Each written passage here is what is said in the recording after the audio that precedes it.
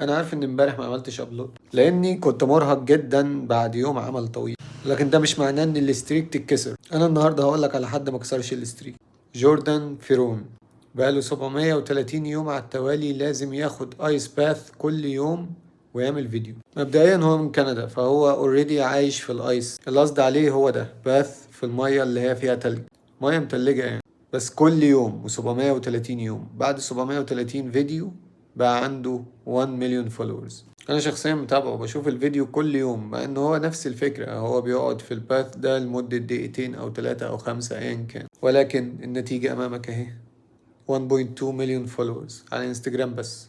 اذا فالنظرية بتاعت انك تعمل ابلود كل يوم لمدة سنة هيخليك ما تهتمش بالفلوس تاني ابدا، نظرية حقيقية. مش القصد بالظبط يعني ابلود كل يوم فعلا ولمدة سنة واحدة بس، ولكن الفكرة هي الكونسيستنسي، استمرارية، زي انا كده ما عدا امبارح.